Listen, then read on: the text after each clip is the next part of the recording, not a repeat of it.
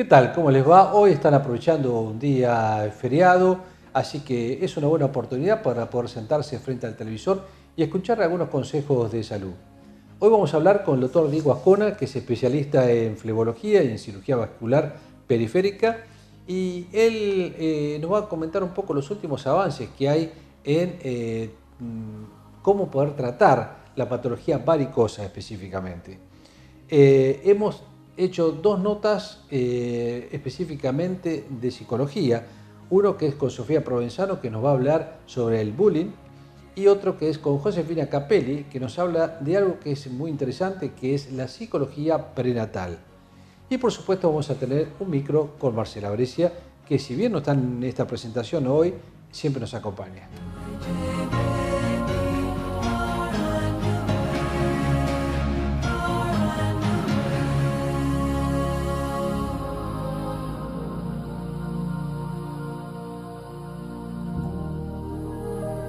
Hoy vamos a tratar un tema nuevamente de patología de miembros inferiores y en este caso la patología varicosa. Y si bien lo hemos comentado en algunos otros programas anteriores y casualmente con el doctor Diego Ascona, que es el que nos acompaña hoy, hoy vamos a hablar un poco de cuáles son las posibilidades quirúrgicas que tenemos en este tipo de patología venosa de los miembros inferiores. Diego, gracias nuevamente por estar con nosotros y bueno, sos nuestro referente para todo este tipo de patología cuando te hemos llamado. Y bueno, como lo dije en la presentación, ¿cuáles son las posibilidades y qué es lo nuevo que hay también en todo esto de patología quirúrgica venosa, ¿no? Sí, buenas tardes. La idea más que nada es explicar un poquito en lo que nosotros utilizamos como un estudio diagnóstico, es el ecodoppler, lo que es un reflujo, o sea, una pérdida o un mal funcionamiento de la vena principal que tenemos en la pierna, que es la safena. Y en base a eso y en base al diámetro, que lo utilizamos también en la misma ecografía, o sea, lo que mide la vena, es lo que determinamos qué conducta seguir, ¿no? O sea, qué hacer con el paciente. Depende de la edad del paciente también, depende de su sintomatología, su situación laboral, sociocultural, y eso le permite ver qué opción tenemos para tratar este tipo de enfermedad. Lo bueno es que hay varias opciones hoy en día. Sí, sí, hay varias opciones porque el paciente, vos lo sabrás muy bien, es un abanico, o sea, Sí. te puede venir un paciente que tiene 25 años con el mismo problema en una pierna que un paciente que tiene 70 años. eh, Así que el abanico de posibilidades de tratamiento es totalmente distinto. Siempre el pronóstico, o sea, de qué es lo que le espera al paciente, lo que a nosotros nos pesa cuando tomamos una decisión y en base a eso la técnica a utilizar, ¿no? Está bien. Bueno, es bien lo que vos decís, hay gente que por ahí es deportista, hay gente que trabaja en un taxi todo el día sentado, Sí. hay gente que está atrás de un mostrador todo el día parado, y hay gente que está todavía con muchos años por delante de actividad a desarrollar a través de sus piernas. Entonces, y lo que siempre pregunta uno cuando va al médico, bueno, está bien, a ver, yo no quiero tener malas varices, doctor, pero ¿cómo hago? No quiero sufrir, quiero que me haga lo menos posible, que no se me note, la parte estética que en esto influye. Bueno, ¿qué tenemos de...? Antiguamente se hablaba de la cirugía, que la safenectomía, que sacar toda la vena safena, pero hoy tengo entendido que hay otros métodos que son mucho más prácticos y rápidos. Sí, vuelvo al punto. Nosotros tenemos tres grandes pilares de tratamiento en lo que es la flebología. El tratamiento médico, el tratamiento quirúrgico y el tratamiento con lo que se llama FOA, que es la espuma o el tratamiento esclerosante. En esos tres grandes grupos es donde nos manejamos con los pacientes en base para un lado o para el otro, y ahora detallamos si querés cada Sí. uno. Pero más que nada se trata de ver qué tipo de tratamiento necesita el paciente, explicándole, que es lo que le digo a la mayoría de mis pacientes, que cuando tengo la primera entrevista con ellos, la primera consulta, que es cuando me ven, que el problema de varices no es un problema curable. O sea, las varices no se curan. O sea, el problema de varices, de insuficiencia venosa, no se cura. Eso no significa que no hay que tratarlo. Hay que tratarlo, pero tiene que mentalizarse el paciente que va a tener durante toda su vida un problema circulatorio venoso en distinta escala, y así como va a una consulta con un urólogo una vez por año, un ginecólogo una vez por año, dentro de la patología venosa de ese tipo de paciente amerita una consulta una vez por año, independientemente del tipo de tratamiento en donde lo vamos a encasillar a partir de ahí con el paciente. Sobre todo para evitar futuras complicaciones. ¿Sí? Muchas veces escuchamos a los pacientes que dicen no me trato las venas porque no hay que tratarlas, porque las venas que uno se saca le hace mal. Muchos mitos, muchos comentarios que en realidad no son así, hay que explicarle cuál es el problema. Una vena que está dilatada, esa es la definición de varices, que es la deformación, está circulando mal la sangre, esto trae complicaciones. No se trata la vena en sí, sino se trata de evitar las complicaciones, por eso hay que tratarla. Claro. Entonces, dentro de ese abanico tenemos el tratamiento médico, el tratamiento quirúrgico convencional o con láser y el tratamiento con espuma, ¿no? Está bien. Bueno, el tratamiento médico, existen varios comprimidos generalmente que se usan, medias y todas esas cosas, pero quisiera que por ahí ahondemos un poco en los tratamientos mínimamente invasivos, que así se pueden llamar, que por ahí es el láser y el tema de las espumas. Sí, en realidad lo que es el tratamiento quirúrgico, nosotros en lo que es mala circulación con insuficiencia desde callado, evidenciable por un ecodoppler, con una pérdida desde la ingle hacia abajo, consideramos si el paciente tiene una edad, un adulto joven, un paciente joven, que tiene una indicación de un tratamiento de ese callado, de esa safena, de esa vena principal. Dentro de eso nos acercamos a la parte quirúrgica. Sí. Existe la cirugía convencional, que es sacar la vena. Existe la cirugía con láser, que es quemar la vena por adentro. Y existe lo que se hace también en consultorio, lo que es la ecoesclerosis, o sea, la espuma guiada por una ecografía, que en mi caso yo lo utilizo para determinados pacientes muy selectos, claro, de edad añosa, de riesgo, por la durabilidad que tienen y por el efecto de acción a futuro de ese tipo de tratamiento, es lo que busco. Claro, sí. Pero generalmente los pacientes los encasillamos más que nada en el tratamiento quirúrgico, que va generalmente con láser, que es el electrofotocoagulación, digamos, con esa fibra que entra. Se combina ahora con una técnica nueva, está surgiendo un catéter ahora nuevo por esa vía, por esa línea de trabajo, que es la que llamamos nosotros endovascular, o sea, que es la vía por punción, donde se coloca una fibra dentro de una vena y que sigue la línea del láser. Este es un catéter que en realidad combina el tratamiento con espuma al tratamiento de secado con una lesión interna. O sea, es un catéter que se utiliza también en cirugía, tiene una función similar al láser. La diferencia es que es mucho más ambulatoria, mucho menos traumático, y se combina el esclerosante con la lesión, digamos, que genera ese tipo de catéter. Ayuda a que se al mismo tiempo. Es un catéter que en realidad acompaña toda la vena hasta arriba, o sea, se coloca dentro de la vena, pero internamente ese catéter lo que hace es saca unas láminas que provoca un sistema de lesión dentro de la vena. Eso provoca que la vena ya de por sí tienda a cerrarse, porque es lesiva, y eso genera una achique, y además le ponemos como un pegamento adentro, entonces claro, se lesiona al mismo tiempo que se va sellando. Es una técnica nueva que también se puede utilizar ampliamente en determinados pacientes, en base a lo que buscamos, y con una mínima anestesia y una recuperación. Y es con una mínima anestesia, exactamente, y el postoperatorio es mucho más rápido de lo que es un láser en sí, inclusive. Cuando estamos hablando de catéteres, imagínense que para estar adentro de una vena estamos hablando casi del tamaño de una cuerda de guitarra, en realidad, y que eso pasa por adentro de la vena y va produciendo una mínima lesión, como dice el doctor, en el interior de la vena, que lo que hace, como son tejidos circulares, tienden a fibrosarse, a cerrarse, y además le colocan una sustancia que es un esclerosante, una espuma, que ayuda a que todavía se colapse más la vena y de esa forma se termine la varice en forma definitiva. Exactamente. Siempre se busca una combinación de cerrar, o sea, de evitar que la sangre pase. Porque, a ver, partamos de un concepto de que la sangre pasa mal. O sea, el problema cuando un paciente tiene un problema circulatorio es que la sangre pasa por donde no debería pasar, y por una forma errónea. Entonces, lo que tratamos de hacer es siempre con una mentalidad de cierre y de evitar que la sangre pase por ahí para evitar complicaciones, más que nada.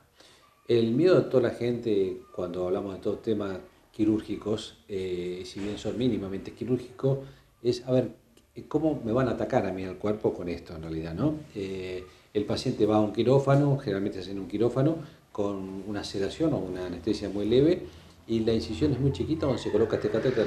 Sí, en este catéter fundamentalmente, un catéter que se llama Flebogrip, es un catéter que en realidad se hace una incisión como una punción, exactamente lo mismo que sería un pinchazo en donde se canula, o sea, se toma la vena principal y sobre esa vena se pasa un sistema por dentro de la vena del tamaño del catéter, que el catéter tiene el tamaño de una pierna para que tengamos la relación exactamente, y a través de eso se trabaja de arriba abajo internamente dentro de la vena. O sea, a través de una punción solamente. Es fantástico porque mejora lo que sería, lo que hablaba yo en un principio, lo que era la punción ecoguiada, o sea, se atacaba esa vena con varios pinchazos sobre la misma vena. Ahora tenemos un catéter que trabaja desde adentro con una sola punción y a su vez genera una lesión interna que potencia el efecto de la espuma del tratamiento.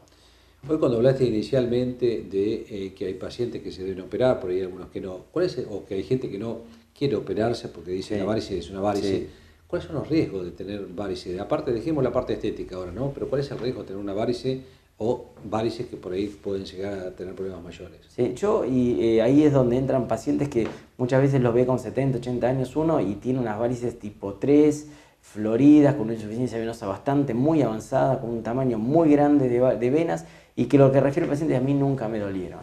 Y es verdad, eso hay pacientes que tienen mucho menos que eso y están con dolor, y hay pacientes como él que no le duelen. Pero el riesgo es, vuelvo al punto del concepto anterior. Cuando uno tiene una varice, que es una deformación de una vena, nosotros muchas veces tenemos venas que se nos protruyen, se nos marcan, y no significa que tengamos una varice. Exacto. La varice es una deformación básicamente de una vena donde se forma en forma de deformación. Por ahí adentro circula sangre que no tendría que circular de esa forma. Entonces, el concepto que decía que básicamente el que tiene varices, la sangre circula mal, eso genera complicaciones que es lo que hablamos. Entonces, ¿prevenimos qué? Prevenimos trombosis, coágulos de sangre, tromboflebitis, flebitis, inflamaciones de la pared de las venas producto de la gran cantidad de presiones que va recibiendo la sangre que no tendría que ir, lesiones en la piel, úlceras básicamente, sin llegar a una úlcera, una mancha, sin llegar a una mancha, un endurecimiento de una zona del tobillo, un bloque esclerorretráctil, por ejemplo, que es una dificultad en la movilización de un tobillo. Muchas veces se ven los pacientes con esas manchas en forma de botas. Entonces, esas complicaciones que empiezan a aparecer... Y el mayor de todo, un tromboembolismo. Un tromboembolismo secundario a una trombosis, ni hablar del simple consulta que muchas veces se ve en la guardia de la varicorrea, que es el sangrado en forma importante de una vena que se rompe por la presión que está recibiendo, que no tendría que ir sangre precisamente por eso. Que también coincide con la forma de la evolución de las varices. Muchas veces la gente dice, yo esto hace 2 o 3 años no lo tenía, y empiezo a notar que cada vez está más grande, precisamente porque la sangre, y por una ley física, sigue creciendo. Entonces eso no para, tampoco hay que llegar a esos extremos. Exactamente. ¿No? Por eso la prevención en cuanto a esto es importante. Exactamente, exactamente. Bueno, digo, creo que ha sido muy claro, y esto que has contado del catéter realmente es un avance que esperemos que funcione, porque realmente, por lo que está diciendo, es una solución con una cirugía mínima y totalmente ambulatoria, porque el paciente se va al mismo día, ¿no? El paciente se iría en el mismo día y el paciente, si bien, vuelvo al punto, es para un determinado tipo de paciente, para todos, claro. Hablábamos de la cirugía convencional donde se sacaba la vena, después pasamos al láser donde se hace una electrofotocoagulación y ya perdimos el traumatismo. Y ahora con esto perdimos inclusive la temperatura que genera el láser como traumatismo, o sea, ni ese traumatismo siquiera tendríamos. Fantástico. Diego, te agradecemos mucho. Bueno, ya seguramente vamos a tener otro tema para hablar. Bueno. Hay uno que nos queda pendiente, que es el cigarrillo con los problemas circulatorios arteriales, el famoso síndrome de Ehlers, que creo que es un tema que la gente por ahí no sabe, que siempre le abocamos el cigarrillo al pulmón, y bueno, una de las cosas que provoca es el Ehlers. Bueno. Te agradezco mucho, Diego. Por favor. Continuamos.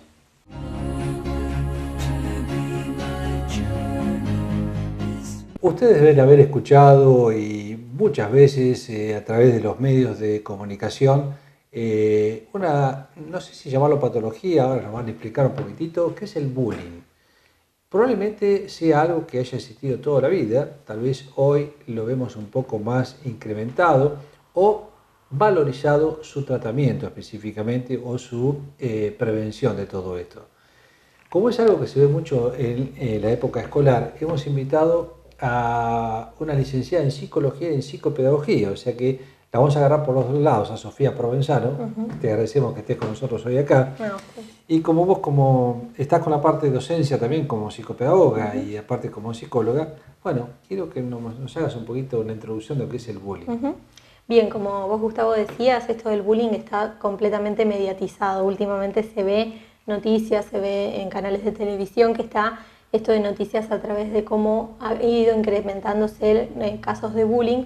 En realidad hay que hacer una diferenciación entre lo que es bullying y lo que no es bullying. Exacto. Se ha hecho una generalización de que todo lo que sucede en la escuela en relación a la violencia es bullying, cuando en realidad si nos pusiéramos a hilar más fino nos daríamos cuenta que no todos los casos son bullying. Digamos, una pelea entre compañeros, un conflicto entre un profesor y un alumno, una pelea entre un padre y un profesor no es bullying, ¿sí? Llamamos bullying en realidad a cuando hay un grupo de niños o un niño con otro niño en situación de paridad, donde deberían ser tratados de igual a igual, pero se establece un vínculo de sometimiento, ¿sí? Donde hay alguien que somete y alguien que es sometido. Sí, y esa persona que es sometida no puede salir de ese vínculo de disparidad. Aparte es algo constante y progresivo. Exacto, es algo constante, es decir, que se sistematiza y además estos niños o este grupo de personas está obligado a encontrarse, ya que comparte una escuela, un club, un ámbito educativo, ¿sí? Se trata de niños y adolescentes en general, no de adultos, ¿sí? Porque a veces se suele decir esto de que me hacen bullying en el trabajo, no.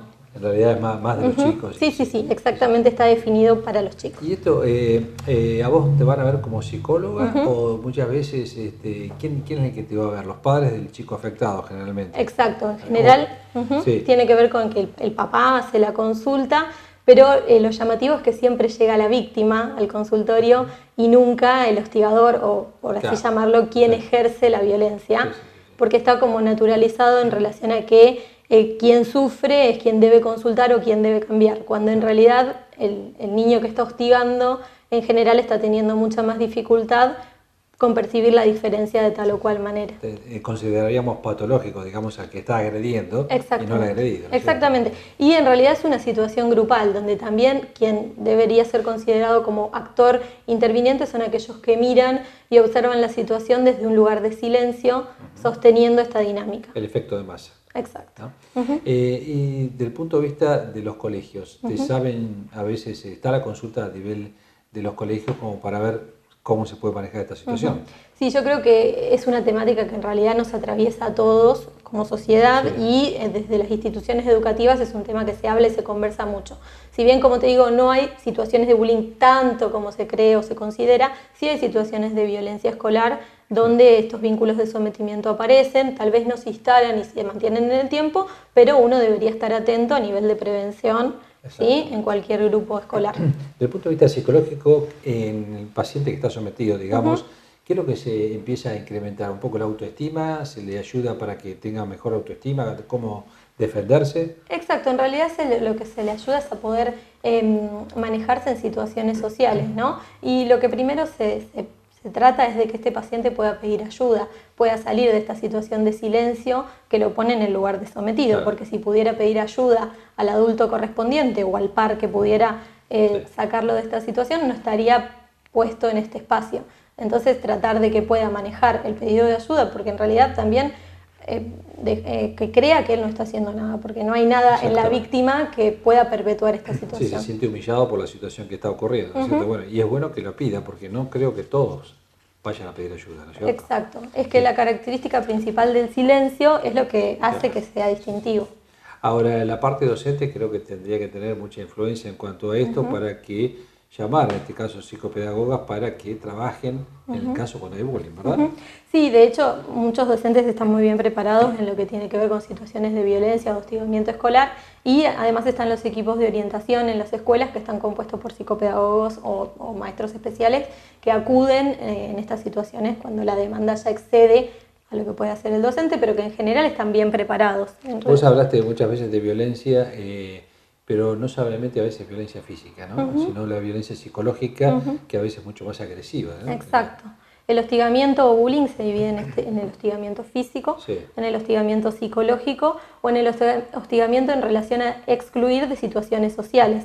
En el caso, por ejemplo, de no invitar a un amigo a un cumpleaños o un compañero a un cumpleaños todo el tiempo, durante todo el año, habla de la exclusión social y por supuesto de lo que implica psicológicamente. Sí, sí, sí. ¿Tienen buenos resultados desde el punto de vista psicopedagógico de la resolución de los problemas así de bullying? Ujú. Sí, sí, las intervenciones desde el punto de vista psicopedagógico y emocional y psicológico, el abordaje en realidad refiere a un abordaje interdisciplinario, multidisciplinario también. Los papás tienen un rol muy importante en todo esto, ni hablar las instituciones educativas, porque es donde sucede la mayor dificultad.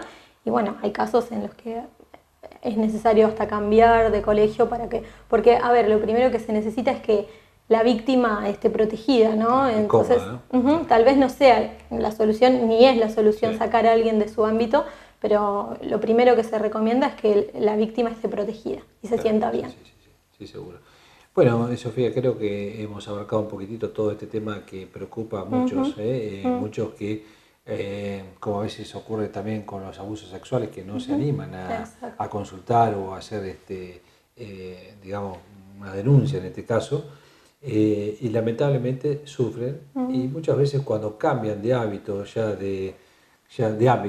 cuando ya se pasan o se van a una facultad, a un trabajo, la cosa es diferente, y el día de mañana se ve con otro ojo también, ¿no? Pero las clases, te quería preguntar, ¿se ve bullying a veces en clases sociales diferentes? Por clases en los colegios, por ejemplo, un chico que tiene una clase social superior a otro, ¿se ve bullying de ese tipo? En realidad tiene que ver con cualquier tipo de diferencia. Creo que no hay solamente por clase social, sino que cuando aparece esto de la intolerancia al diferente es donde se empieza a dar la situación, en realidad cuando el hostigador no puede con esta diferencia, que puede armar una dinámica de este estilo para sentirse realzado de alguna manera, ¿no? Sofía, consejo para los padres que tienen a un chico que por ahí está sufriendo un bullying, ¿no? Sí, en realidad siempre por ahí creer a los chicos lo que dicen, porque muchas veces esto de está exagerando o no, o tiene la culpa mi hijo también molesta, en realidad siempre por ahí creerle ante todo al niño, y esto va a hacer que nosotros nos podamos posicionar desde el lugar de adulto y poder ayudarlo, ¿no? Y siempre acudir a la institución educativa y en el caso de que esto no se resuelva, poder hacer alguna consulta a algún profesional y siempre va desde esta red de contenciones que se va a encontrar la ayuda, ¿no?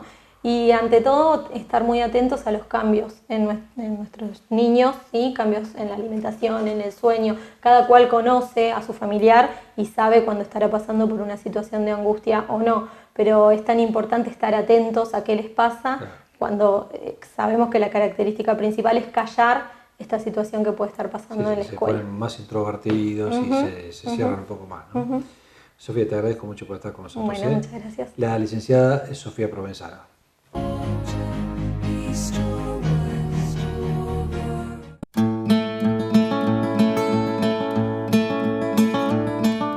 Bien, tema de hoy, continuando lo que habíamos empezado la semana pasada, donde las primeras pautas, las primeras nociones para empezar a provocar cambios. Agradezco porque realmente mucha gente dijo que se había sentido identificada con los planteos que hicimos la semana pasada en cómo empezar un plan alimentario, sin hablar de dieta, sino solamente de cambios alimentarios. Uno de los factores muy importantes a tener en cuenta para todo orden de la vida, con respecto a la alimentación saludable, al buen estado de nutrición, al prevenir enfermedades, es el consumo de líquidos. Tengamos en cuenta que mucha parte de nuestro cuerpo es agua. Tenemos líquidos o como forma de agua, como forma de líquido en muchos de los humores de nuestro cuerpo. Por lo tanto, debemos consumir la cantidad de líquido que nuestro cuerpo requiere. Si partimos de la base de que ya las guías alimentarias que se proponen a partir del año 2015 proponen como un elemento primordial el líquido. En otros momentos, antes cuando era el óvalo, los líquidos estaban representados, ¿se acuerdan?, por la canilla. Ahora el líquido forma parte de todas las guías alimentarias, como no en un lugar, más importante que otro, sino el grupo más importante de todos los alimentos. Sí debemos consumir verduras, frutas, sí debemos consumir alimentos que los aporten, como decíamos, o los lácteos, pero importantísimo el consumo de agua. Propone como temática el consumir 8 vasos de agua como mínimo. A ver, mucha gente dice, yo vivo tomando agua. Yo siempre les digo, ¿es comparado con quién? Entonces uno empieza a buscar el parámetro de además de las infusiones que puedo llegar a tomar en el desayuno, la bebida de almuerzo, de las meriendas, de la cena, el líquido que consumimos a través de los alimentos, ese agua performada que es la que consumimos con verduras y frutas, que muchas tienen un 80 o un 90% de constitución de agua. Lo que estamos tratando de inculcar es este consumo extra de agua, y más que nada en esta época donde las altas temperaturas influyen en que si yo no consumo líquido más el excesivo calor y lo que puedo transpirar, y dependiendo si estoy haciendo actividades al rayo del sol o estoy en ambientes muy encerrados y donde hace calor, tengo que tratar de forzar el consumo de líquidos para forzar la diuresis también. ¿Qué quiero decir con esto? No esperar a tener sed.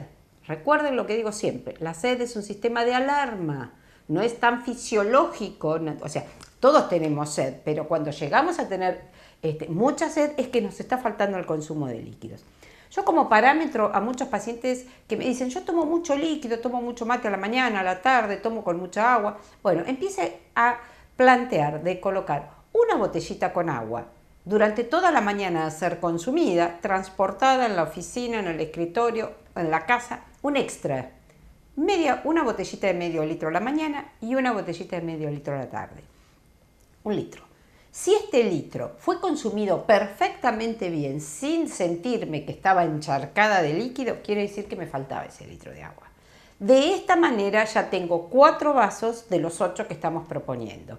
Y quizás sin darse cuenta era que no estaba consumiendo la cantidad que necesitaba. Entonces, esta es una muy buena herramienta. Salir con la botellita de agua, ya sea la actividad física, con muchísimo más razón, Estoy hablando más extra todavía, si vamos a hacer una actividad física. Caminata, gimnasio, bicicleta o lo que hagamos. Pero en lo cotidiano, obligarnos a poner la botella de agua. Si uno tiene la botellita de agua al lado, toma. No tiene la botellita, no se levanta a buscar agua, no va a consumir de otra manera. Además del mate, del té, de los jugos, de las infusiones. Lo ideal es el agua, mientras que sea agua potable, agua como tal. Después, bueno, si no, mucha gente dice, el agua me cae pesada.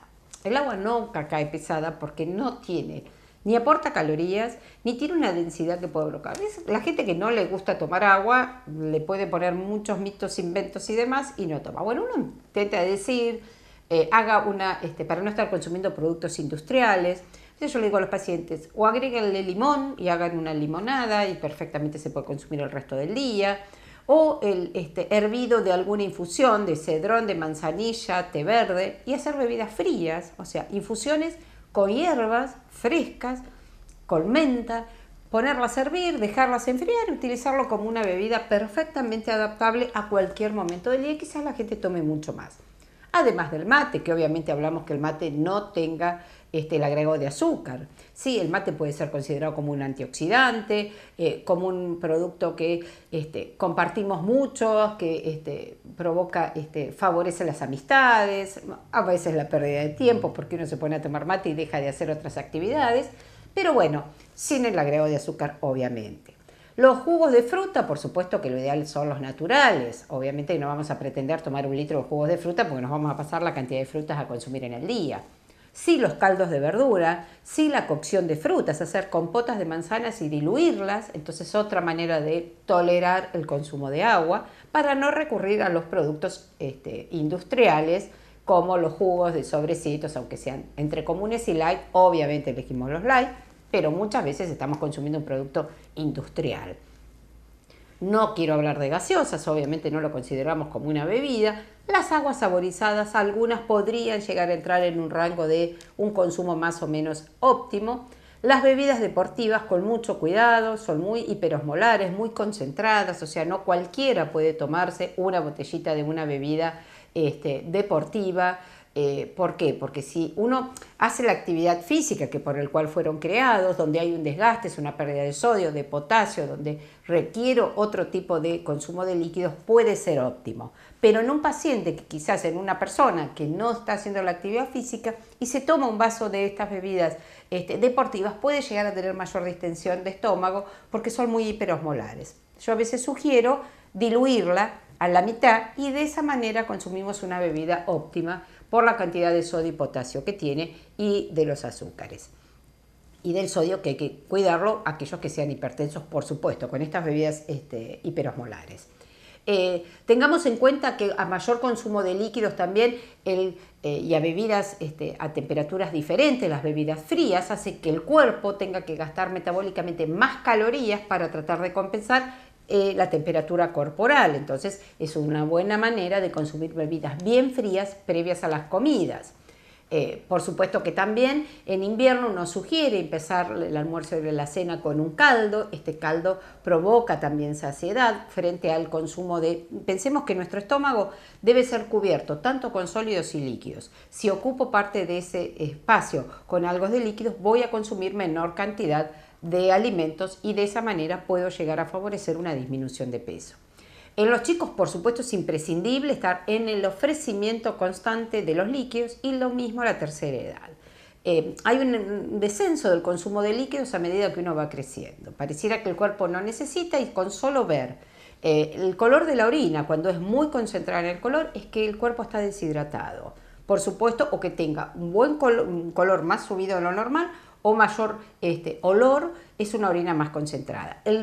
Consistencia de la piel, o sea, el hecho de pellizcar y que la piel quede como pegada o mucho más arrugada, significa que hay una deshidratación. Uno nota un paciente que está deshidratado, está mucho más caído y la piel puede ser un buen síntoma para evaluar. O sea, por supuesto la tercera edad. Y en esta época que empezamos con periodos de calor, el ofrecimiento debe ser constante. Obligatoriamente ofrecer un vaso con agua para tratar de esta manera evitar la deshidratación en la tercera edad, que es peligrosísima porque se provocan grandes desequilibrios.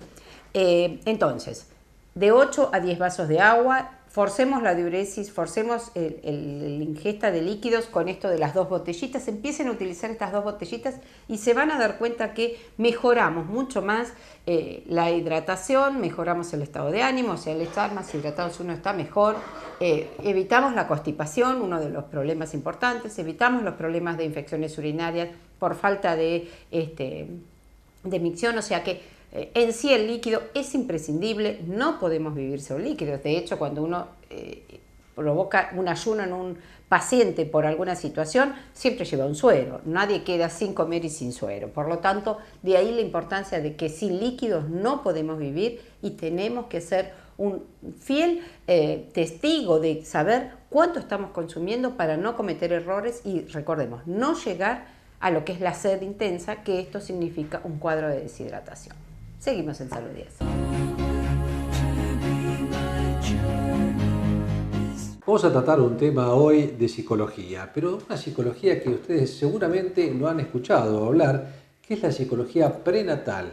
Habremos escuchado hablar de psicología infantil, psicología del adolescente, diferentes tipos de psicología deportiva, pero prenatal les puedo asegurar que yo tampoco había escuchado, y para eso le hemos invitado a la licenciada Josefina Capelli, que nos explica un poco de qué se trata esto de psicología prenatal. Josefina, gracias por estar hoy con nosotros acá.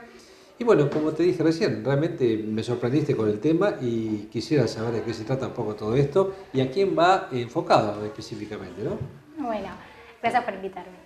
La psicología perinatal está orientada a la prevención, al cuidado y el apoyo de las familias, pero principalmente de la madre, durante el embarazo, el parto y el posparto.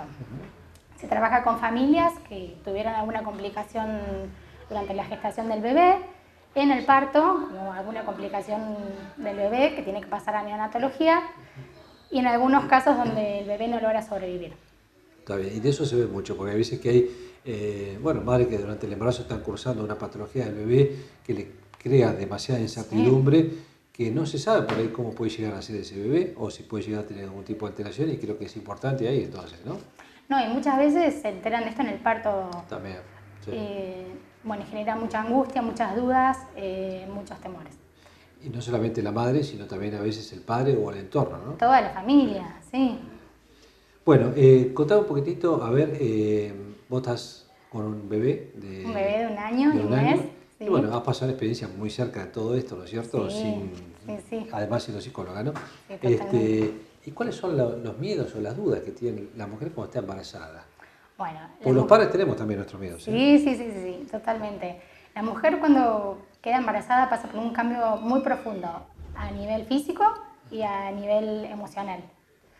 Uno fantasea con el bebé, tendrá los ojos del papá, de la mamá, si va a ser buena madre, si va a poder hacerse cargo, si va a poder amamantarlo y demás. Eso en cuanto al embarazo. En cuanto al bebé, esto que hablábamos recién, el temor a que tenga alguna patología, a que no nazca, miedo al parto. Sí. Y en cuanto al padre, el padre es como que quiere sentirse el sostén de la familia y se preocupa por lo económico, por tener todo listo y obviamente muchas veces pasa que se sientan excluidos del vínculo madre-bebé. Sí, sí. Y también existe, hablando del prenatal, aquellas familias, y hoy hay muchas parejas que no pueden todavía tener bebé, o que han llegado a una edad por ahí que quieren apurarse para tener un bebé y entran en planes de terapias, de fertilidad y de fertilización asistida, todo ese tipo. ¿Ahí se enfoca también la psicología en ese tipo de personas? Sí. Lo que trabajamos mucho es el tema de la ansiedad. Sí. Acompañarlos durante los procesos de fertilidad y muchas veces también de adopción. Eso, cuando vos dijiste ansiedad, yo creo que es uno de los principales causantes muchas veces. Sí. Nos ha pasado de estar tratando parejas con problemas de fertilidad y cuando les decimos, bueno, vamos a parar unos meses y después volvemos a retomar y es el periodo que se quedan embarazados. Sí. Está bien, hay personas que tienen sus patologías, ¿no es cierto? Pero a veces cuando uno no le encuentra una patología específica, la ansiedad creo que juega mucho. No, y además uno cree que va a quedar embarazada rápidamente y la verdad que muchas veces eso no ocurre. Pasan meses, incluso años. ¿Quién te debería ir a consultar como psicóloga como para hacer una asistencia prenatal? Bueno, las parejas, como hablábamos recién, que tardan en concebir un bebé, madres solteras. Se trabaja mucho en los hospitales públicos. Hay muchas madres solteras que no tienen apoyo y en los hospitales, ahora en Argentina, se está trabajando mucho en eso, que antes no se conocía. Como una contención también de todo tipo. Exacto, sí.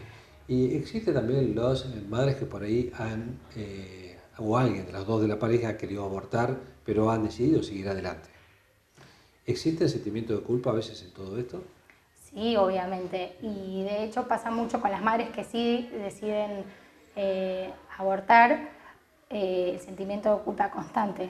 Sí. O los embarazos no deseados que finalmente lo tienen, uno ve las conductas que tienen con su hijo, que les cuesta vincularse, que el sostén es tenso, que uno no ve, que no hay como un encuentro, no hay una mirada entre el bebé y la madre, cuesta mucho la conexión.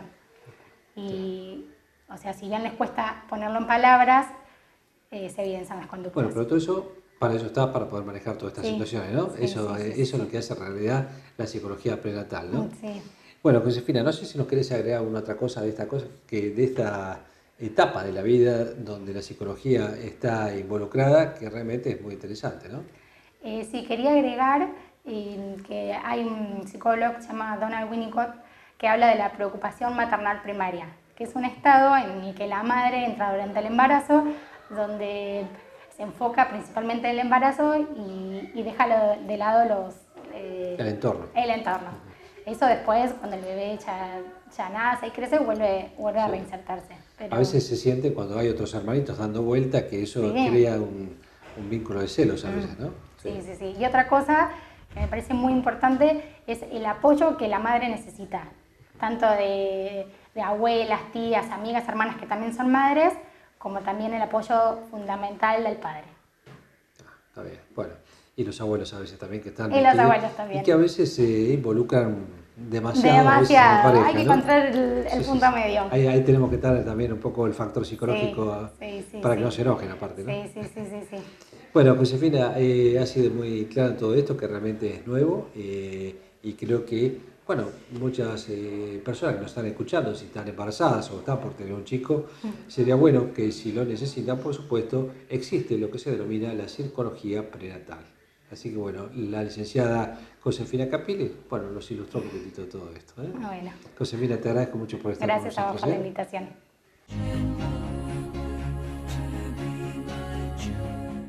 Bueno, hemos llegado al final de Saludez Televisión. Esperemos que tengan ustedes una muy linda semana.